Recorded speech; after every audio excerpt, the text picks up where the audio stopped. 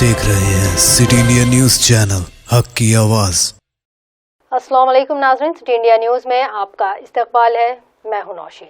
नाज़रीन, अभी मिली इतलात के मुताबिक महबूबनगर जिले के जड़चला मंडल के मौजू नेकुंडा में एक नौजवान चेक डैम में मछली पकड़ने के लिए पहुंचा और हादिसाती तौर पर गर्काब हो गया है।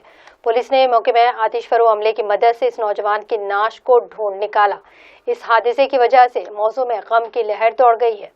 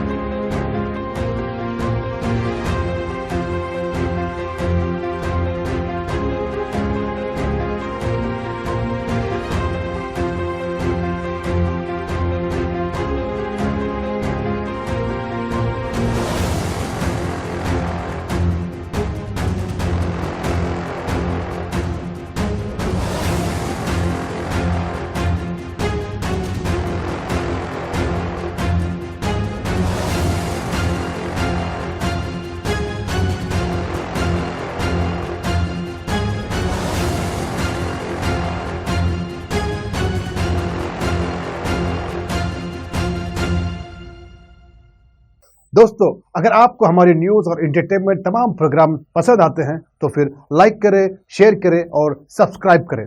और हाँ, बेल आइकॉन दबाना ना भूलें ताकि आप हमारी हर न्यूज और हर एंटरटेनमेंट प्रोग्राम से अपडेट रहें।